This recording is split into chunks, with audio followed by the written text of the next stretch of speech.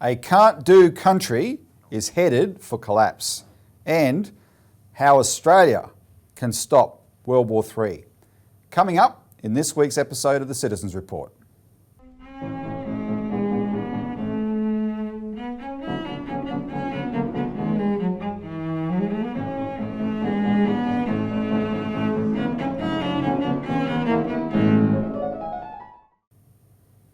Welcome to the Citizens Report for the 23rd of September 2022.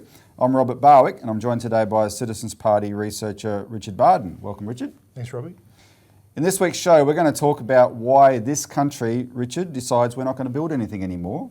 We went from being the can-do country to now the can't-do country, and the latest example of that and the consequences we're facing for ourselves. And we're also talking about an ongoing theme about the growing war danger with China and how the ball's in our court to do something about it, to stop it. Australia actually has more say in this than people may realise. But before we get into that, just a few comments. First of all, help us promote this show by liking it, if you like it. If you don't like it. But if you do, please like it. Subscribe if you're not a subscriber already. Please comment. Commenting on the show is quite important. It begins a conversation, and when we can, we'll respond. If your comment's good enough, someone might say to me, Robbie, get on there and respond to that. So please do that, and finally help share it. It's very important this kind of analysis goes as widely as it can around Australia and around the world. Second, I want people to remember the announcement made last week about the petition, the parliamentary petition on the Parliament's website, for a moratorium on rural bank or regional bank closures. And we are literally getting reports every day. We just discussed the latest one. What was the town in the Territory that's just... Tennant Creek. Tennant Creek. Suddenly Westpac Bank in Tennant Creek has shut down almost without notice. And this, we were told there's 1,400 kilometres between Alice Springs and Tennant and Darwin. It was one of the few banks along the way, just suddenly shuts down. So the petition's for a moratorium on regional bank closures and for an inquiry into it. And it's been initiated by the excellent independent journalist Dale Webster. So we put up a link last week. We'll put a link again this week. If you haven't signed that, please sign it. We need to get this looked at because an inquiry is a forum in which we can promote our solution, which is to turn all the post offices around Australia, and I'll ask the producer to stick up the map of Australia Post outlets around Australia, and you'll look at all the ones in the middle of Australia, right, around Northern Territory, etc. There's no banks there, but there's post offices, and they should all be a public postal bank to force the private banks to compete. So please sign that. That's a big promotion we're on at the moment. Actually, Richard, I should also mention what we were talking about earlier. This week, or actually yesterday, Senator Malcolm Roberts put on Facebook a link to the public postal bank forum from Parliament a few weeks ago. So he promoted it on Facebook and linked to our video of the whole forum, the hour-long forum. That post has gone off. I mean, it's getting enormous engagement on Facebook. It shows you, like when I say enormous engagement, by Australian political standards, enormous engagement. It shows you there's a lot of interest in this issue right across Australia. And if you want to get on Malcolm Roberts' page and make a comment yourself. And then last thing before we get into the main show, last week I interviewed Jack James, the author of this report, the Australian Strategic Policy Institute's Uyghurs for Sale report, scholarly analysis of strategic disinformation. And as I said in that interview, Jack's the woman who got me into trouble a month ago. You were there. This is the guy who filmed it, everyone, when I was kicked out of the Latrobe Asia event for asking Vicky Shu a question based on Jack's report. And thank God you were there, Richard, and filmed it because of all the accusations I've had thrown at me ever since. But finally, we got to interview Jack. She gave us an exclusive interview. This is her first ever interview. We talk about this report, but more importantly, we talk about her experiences at a personal level that led her to this position where she started a consultancy called Co-Westpro, Countering Western Propaganda. And look, the day I met her, I told Jack I wanted to interview her, and now we finally have. Please watch it. If you haven't watched it, take the time. Yes, it's a bit over an hour, but watch it.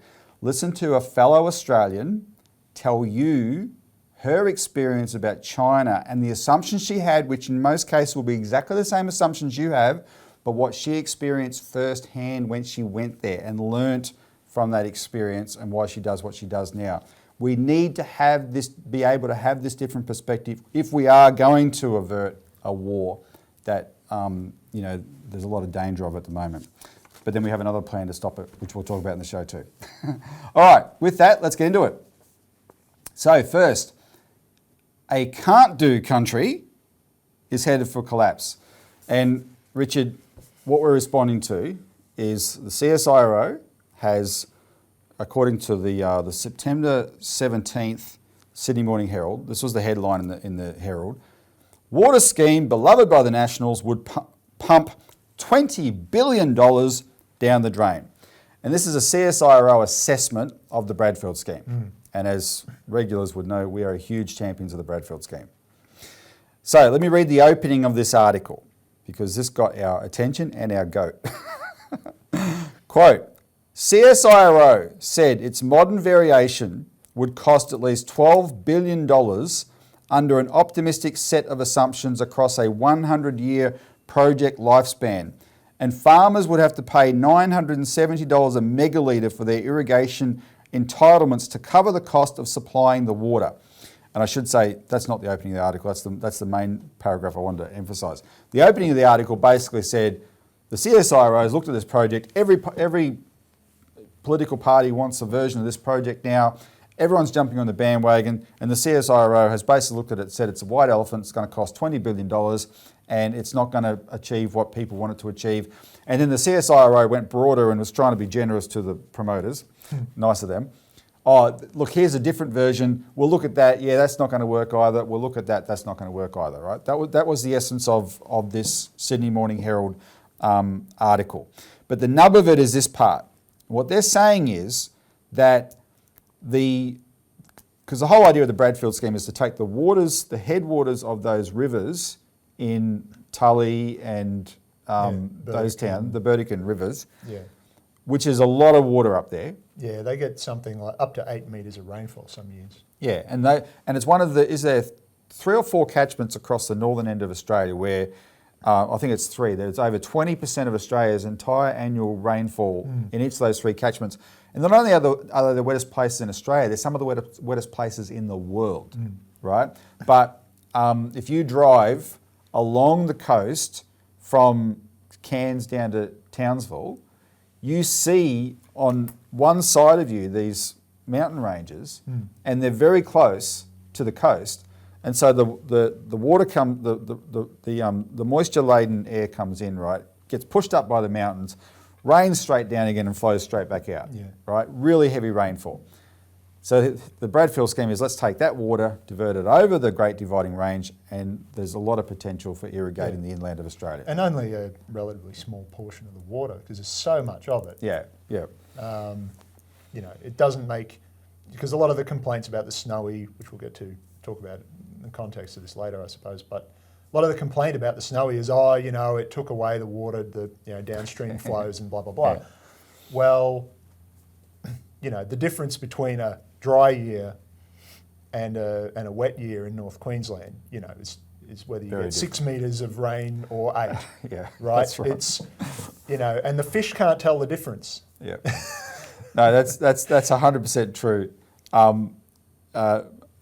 But you're right. If one of the points we're going to make is if the politics of Australia that we have today was similar in the 1940s, we wouldn't have the Snowy Mountain scheme. Anyway, we'll prove that in a minute. So let me just continue reading this quote, and we'll have the put on the screen.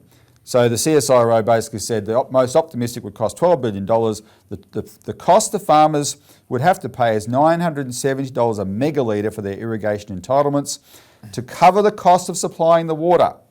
Last year, irrigators in Victoria and New South Wales paid about $55 a megalitre on average and $100 in South Australia. CSIRO estimated that irrigators relying on the Bradfield scheme would be able to afford $80 a megalitre at most, which meant the quote, cash flow of the scheme remained almost entirely negative in any scenario it modelled. So that's the essence of the Sydney Morning Herald report on this. Now, there's always assumptions. Whenever you hear about an assessment, like a scientific assessment, a financial assessment, there's always assumptions. And you've got to check the assumptions. Before you agree with it, before you run off and say, oh, the CSIRO, Commonwealth Scientific, Industrial and Research Organisation, says this won't work, Which who there's will we argue? There's a hint about whether they're even qualified to make this comment or not. Because there's no F in the CSIRO, there's no financial, there's no E, there's economic. no B for business. There's no B for business. It's supposed to be, that's a good point. This is, why is a scientific organisation making an economic assessment? Anyway, so I want to give an example before we get back to this of an assumption in a report that we were able to detect and realise it was bogus. So the example is in 2015, South Australia did a Royal Commission into nuclear power. And we're pro-nuclear power. And the essence of the Royal Commission was almost all of it was great. It said nuclear can do this is good, this is good, this is good, this is good. And then it said, but it's economically unviable for South Australia. Oh, really? So it's got all these great properties, but it's economically unviable for South Australia. Why? Well, we read the report, and buried in the report was a reference to the assumption. And the assumption in the case of that report was it assumed that the capital cost would have to be financed at a rate, a commercial rate of 10% interest. Now, that was at a time, Richard, as we reported recently, where the government could borrow at 2% interest. So to arbitrarily take a 10% cost of capital and apply it to this project, of course it became economically unviable. Which almost no one was getting at the time anyway. Exactly. They've just pulled this number out of the air to make it unviable. So that made that report bogus, right? So that's an example of an assumption and that can underpin, this is a Royal Commission report. That's an example of that. So what's the assumption in the CSIRO analysis? Well, we found it pretty easily, actually. Here's the analysis here. An assessment of the historic Bradfield scheme to divert water inland from North Queensland. Now let me put my glasses on so I can read this properly. This is, because the bottom line is the economic assessment, right? This is what it says. In 1994, the Council of Australian Governments released a communique setting out a framework for water reform in Australia. These directions were reinforced in 2004, remember these dates, when the Intergovernmental Agreement on a National Water Initiative was released. One of the central tenets of the reforms was a user pays principle where the cost of providing and supplying water was to be recovered by the sale of water. Now, Richard, with this assumption, would any of the great water projects of Australian history like the Snowy Mountain Scheme or the Ord River Scheme have been built? Not a chance. Nor would a great many other things like the Sydney Harbour Bridge, for example. Yes. Or virtually any other piece of, what we call nation building infrastructure. Because as our Japanese friend, former, what was he, Deputy Director of the Ministry of Finance, Ministry of Finance, Daisuke Kotogawa, he said people don't understand, neoliberals don't understand the difference between financial returns and economic returns. Yeah. Right? No one expected the Snowy to pay, for itself via selling water. Yeah. The point was that you changed the face of the whole economy of the country by building it. Right? There are benefits that don't get factored into a balance sheet. You got food security because of the Snowy. You had electricity as well. That was one of the benefits, which did make them money, right, and help cover the cost. If you just take a narrow assessment and say, oh, this has got to be a user pays model for that reason, you're not going to build these things. What we're going to say now is that what you're seeing in this CSIRO analysis is the mentality that has stopped Australia from developing. It's why we don't have high-speed rail, for instance. And the naysayers said it would never be profitable. I want to give an example of that.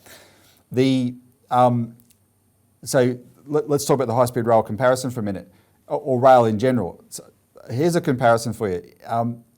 The Transcontinental Railroad in America, which is not high-speed rail, it's just rail. Steam rail. Originally. Steam rail, yeah. That was started by Abraham Lincoln, right? When they built that project, it cut the travel time from New York to San Francisco from 30 days to 3.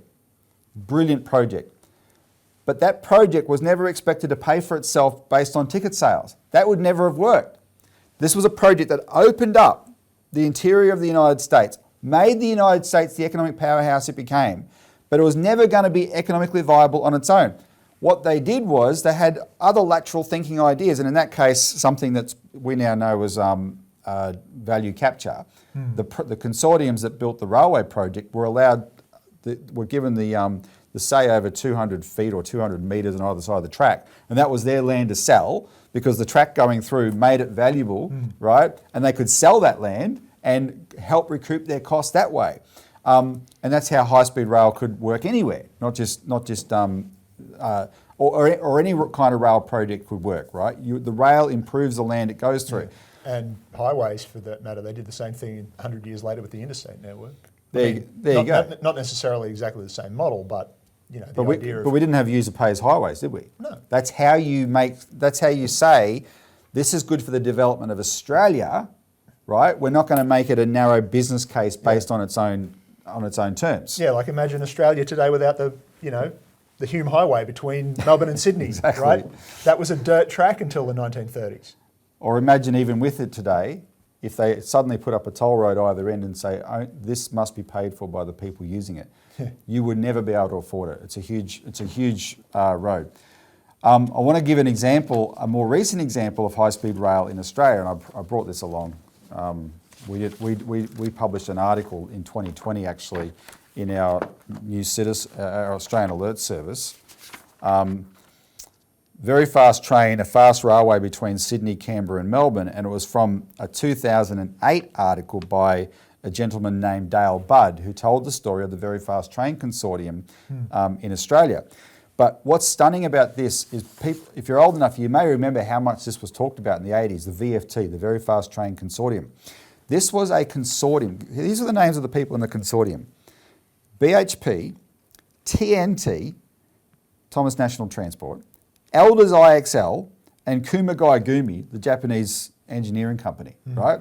In those, you wouldn't get four bigger corporate names in Australia in the 1980s. They were part of the consortium. They wanted to take the expense on themselves of building this railway line. The leader of the consortium, ironically, was the former head of the CSIRO. And when I was put onto this story, it was by someone who used to work under him in the radio division of the CSIRO. And that person said to me, look, I worked under that guy. His name's Dr. Paul Wild. If he said something was viable, I can assure you it was the single most researched thing ever. That's how rigorous Dr. Wild was as a scientist. He was the head of this consortium. They looked at everything and they said, this is a viable project for Australia. We could build a very fast train from Sydney to Canberra to Melbourne, and the consortium wanted to do it. In the same, I want this to be put on the screen. In the same scoping study they did, they looked at alternatives. They looked at examples of other places in the world where high-speed rail could be built. They proposed a high-speed railway line from Beijing to Shanghai in the late 80s. You can see the map that they prepared for what that project should be. That has since been built.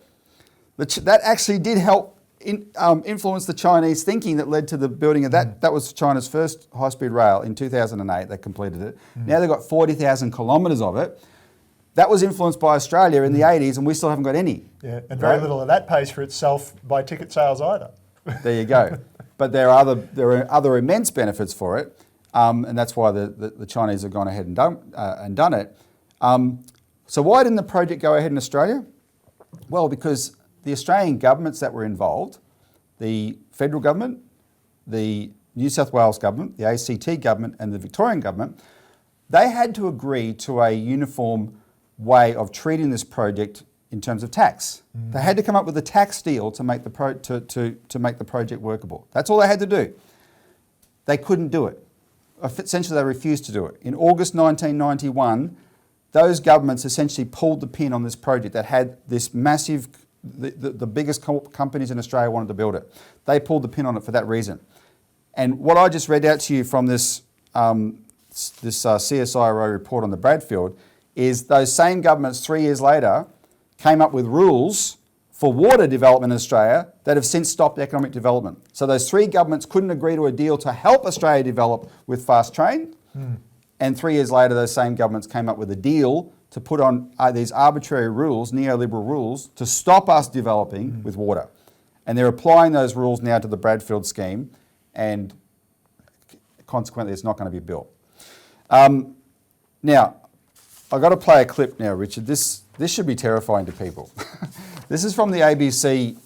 Now, this is not going to be taken as gospel, but it does, to me, it illustrates the mentality that's underway in Australia at the moment. The ABC had a show a few years ago called Utopia, and it was a satire of the National Infrastructure Authority, which I forget who set it up. Albo might have had a role in it or whatever, but you've got this National Infrastructure Authority now that has to vet all infrastructure projects in Australia, right? And what you're going to see in the clip is a discussion between a politician who comes across like a bit of a bogan and the guy from the National Infrastructure Authority, played by Rob Sitch. And this clip takes itself seriously. So even though it's funny, it'll sound funny, the guy you're supposed to laugh at is the guy who wants development. The guy you're supposed to think is the smart one in this clip is the guy who's the head of the National Infrastructure Authority. And look at what he calls high-speed rail, and then look at what he calls the Snowy Mountain Scheme, and then understand that the reason he's calling it that is because that guy, and unfortunately the ABC writers who wrote the program, take seriously this mentality that's been imposed on Australia since the neoliberal era. They think of everything in user pays. So watch the clip. Jim, I was just coming to see you. I was just coming to see you. Great. Can we talk? I know you're really keen, but I just don't think we can make a very fast train work. Really? The numbers just don't stack up. You've got to look beyond the numbers. Vision, Tony. Jim. If we'd listened to the bean counters, we never would have built the Snowy. The Snowy was a white elephant. Are you kidding me? The Snowy forged this nation. But I don't think it's ever turned a profit. Oh, stop it. I'm not even going to listen to But that. environmentally, it was a disaster. Hydroelectricity? I did a project on that at school. But it supplies like less than 1% of the Well, grid. what about everything else the Snowy's given us? What else? That mini-series? Jim, they're white elephants, just like the very fast train. The numbers don't stack up. So you've looked into it? Everyone's looked into it. There's been like 10 feasibility studies in the last few decades. No, what does that tell you? Stop doing feasibility studies. Exactly. Huh? And what happens next? Nothing. If the study says it stinks, we stop. You can't stop now. You wouldn't believe the reaction this is getting. You have made an announcement. Of course But not. an announcement hasn't been written. Drafted. Jim. The PM's very keen. You've told the Prime Minister. The backbenchers are restless. Seriously, he's got to come up with some sort of 30-year vision in the next 3 weeks. Or it's... Gone.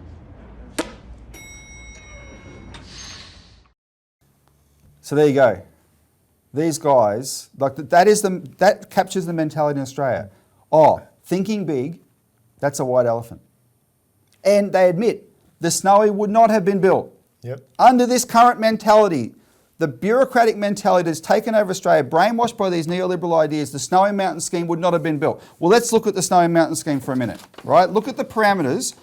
I hope nobody watching this actually questions whether it should have been built or not. If you do, well, beggars belief. That project developed Australia, right? But look at the courage it took to build it, thanks to people like visionaries like Ben Chifley. Here's the real story. So whereas the CSIRO complains that Bradfield would cost $20 billion, which is 1% of GDP, if we built the Bradfield, 1% of GDP, that's at a time our national debt is now 40% of GDP. Right? And everyone's crapping on about our debt. Oh, our debt, you know. Yep. Nearly doubled during the pandemic, and it's still one of the lowest in the world. So in 1948, when we started the Snowy Mountain Scheme, our debt as Australia was 140% of GDP, way bigger than today.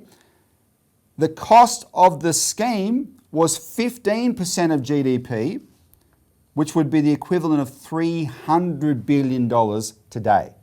And we went ahead and built it. That's the courage that we had in those days. And we've got some graphs here to illustrate the difference in the approach we had. You can see those on the screen. And one of the ones, the second one here, the bit more complicated, we should just explain that. What this graph shows is how in the period we built the Snowy, which was 25 years, and we built it on time and on budget, we went from having debt of 140% of GDP to, by the time the Snowy was finished, our debt was next to nothing in terms of GDP.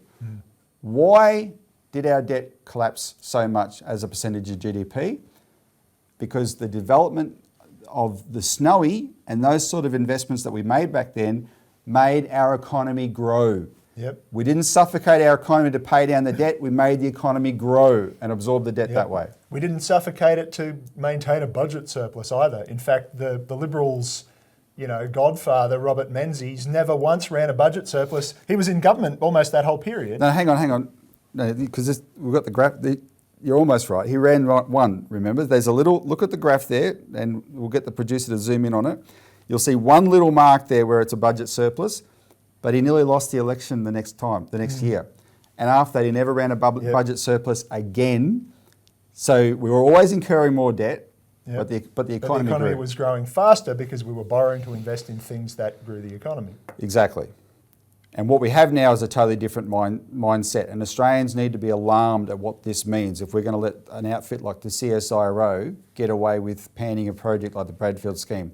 So Richard, we've just looked at an example when Australia was a can-do country. Now we're a can't-do country. There's a famous quote, what happens to a people without a vision? Yep.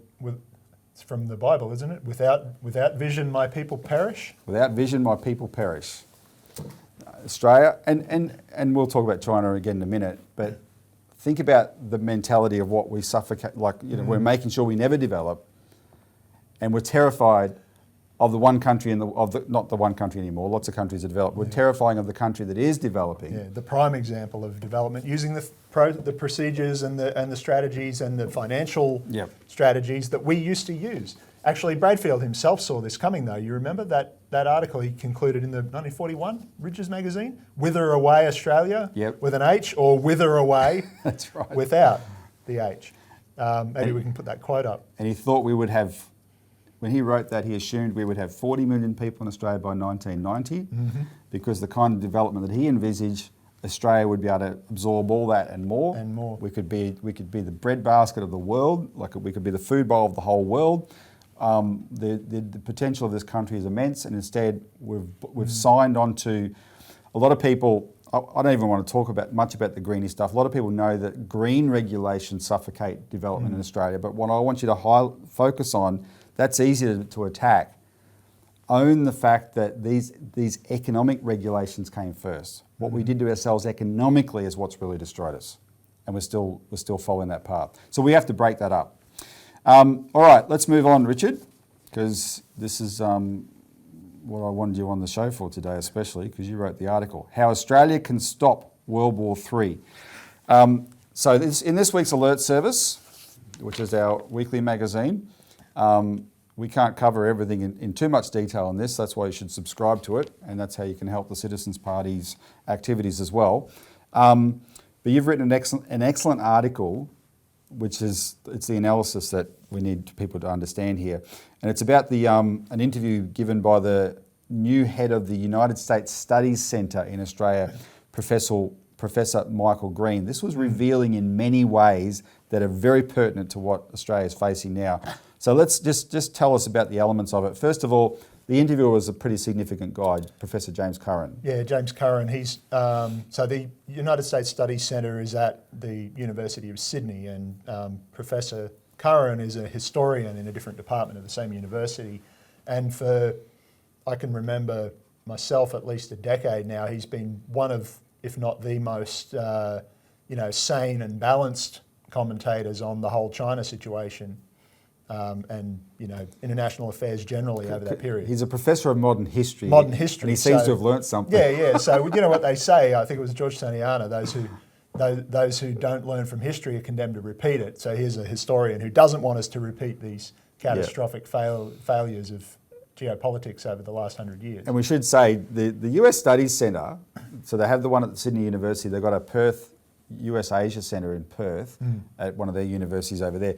These are pretty shameless foreign influence operations in Australia that never get questioned. If the Chinese were doing something similar, everyone would be freaking out, right? But these things never get questioned. Anyhow, good on them. That's how they influence us. So this is the new guy. So tell us about the pedigree of Professor Michael Green. What are his connections? So he's been a advisor, strategic policy advisor to the US government, the military, and various, either directly or working through various think tanks since the 1990s. So he's on the Republican side of things. He was, there's this, what they call the blob, Yeah. this bipartisan foreign policy establishment that he's been a mainstay of since the 90s. He's the Republican counterpart to a guy we've talked about before called Kurt Campbell, who's the architect of the 2011 Asia pivot. He's now the chief Asia hand for the Biden administration. And they take turns being in government, these people. I call it the interchange bench. Yeah. You've got this, otherwise known as think tankistan in Washington, D.C.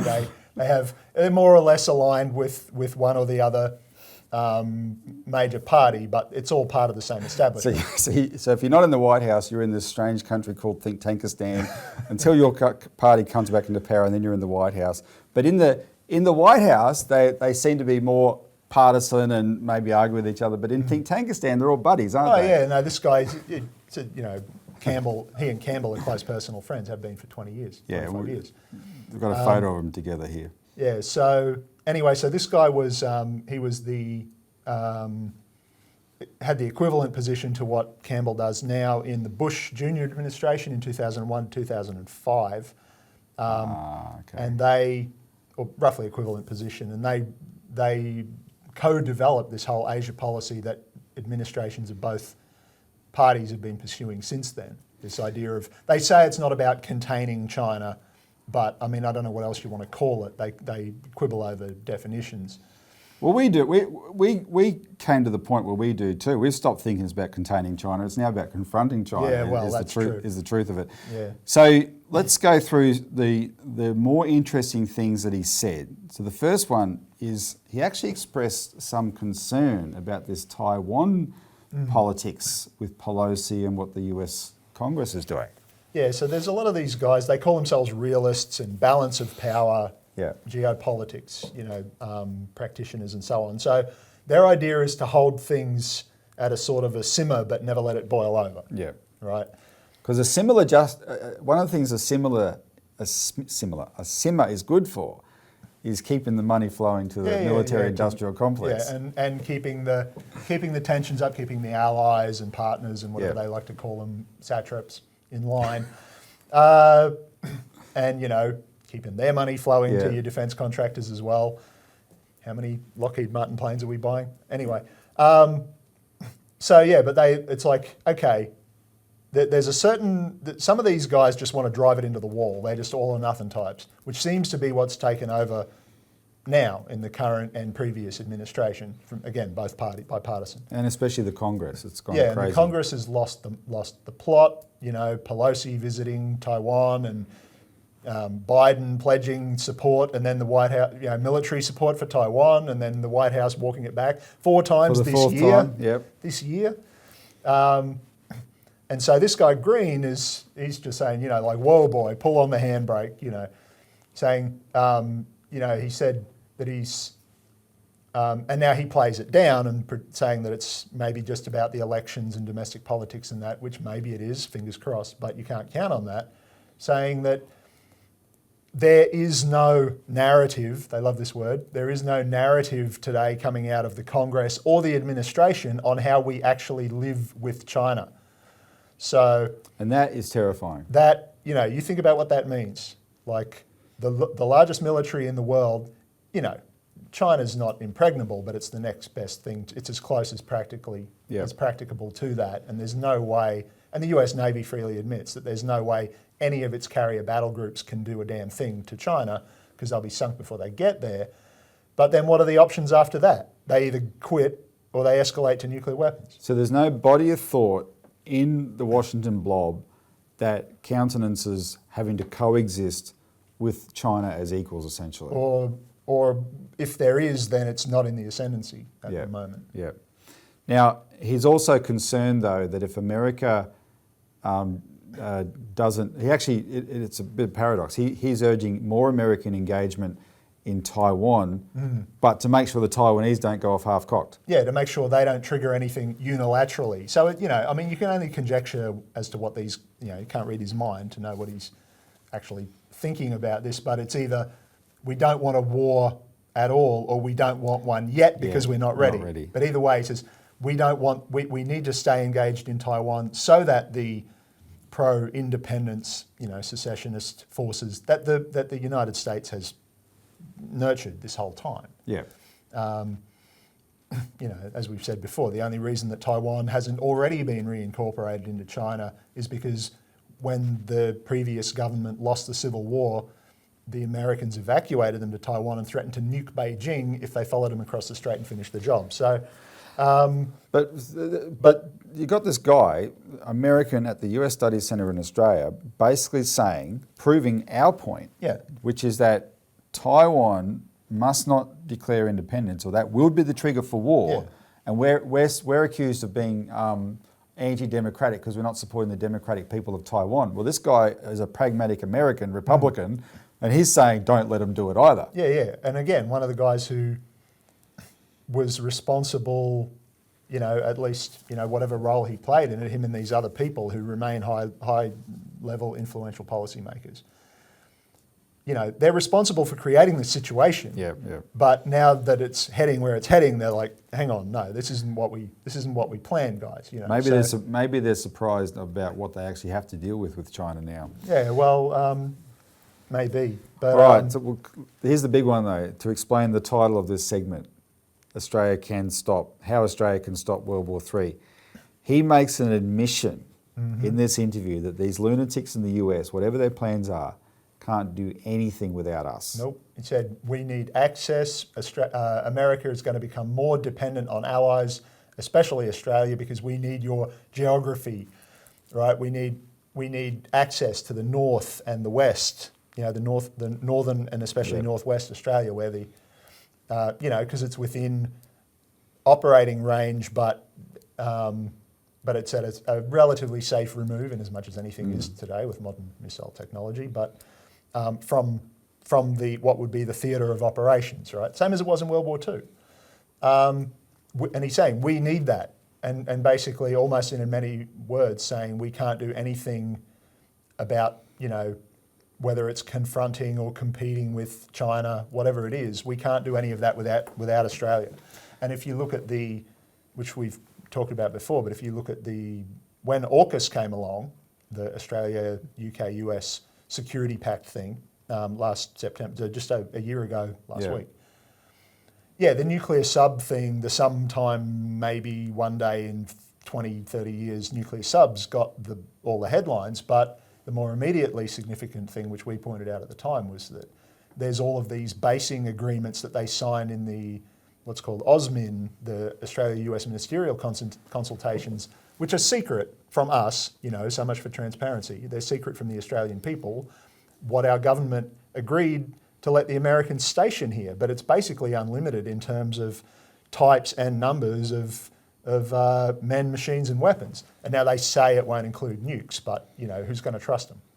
So if the American politics get so out of control that these politicians are prepared to blow up the world and trigger World War III, and we in Australia decide we're alarmed by that, we could actually tell America, you can't do it because we're not going to let you use us as a base for that. Would an Australian government ever do something like that? Well, it's funny you ask, because they did.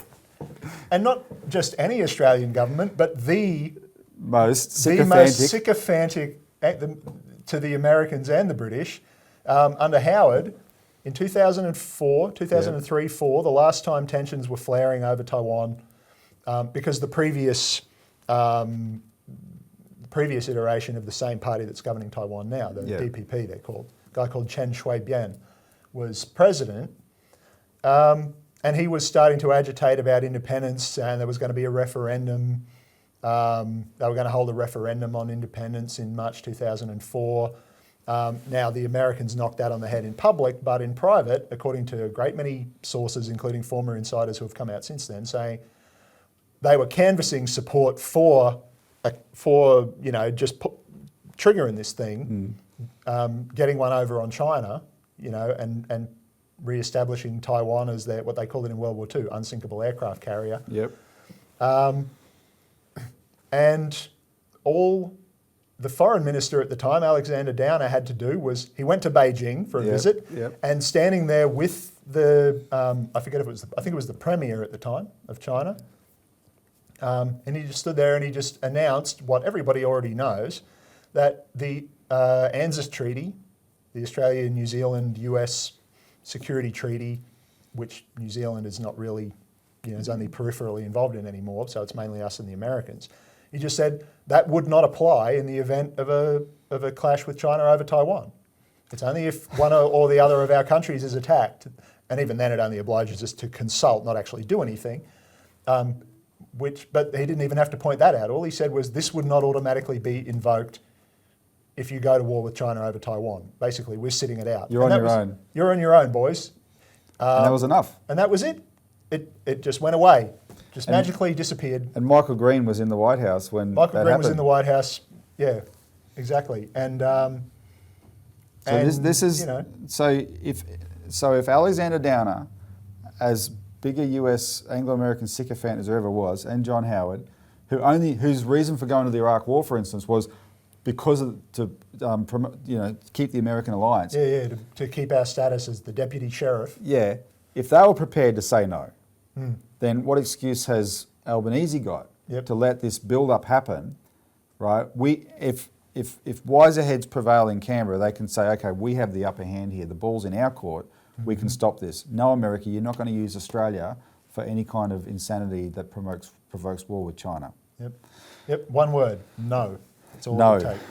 Just bear that in mind, people, because we focus on this for a very good reason. This is the danger. Yes, the election's over, but it dominated the election. We were talking about preparing for war with China. We can stop it. And because we can stop it, we have to take responsibility to stop it, which is why the Citizens Party is consistently putting the spotlight on these issues.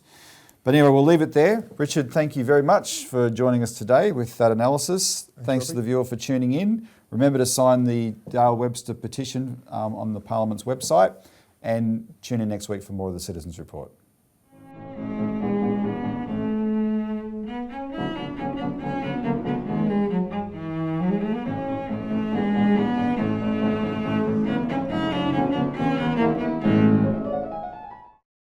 Authorised by Robert Barwick, Citizens Party, Melbourne.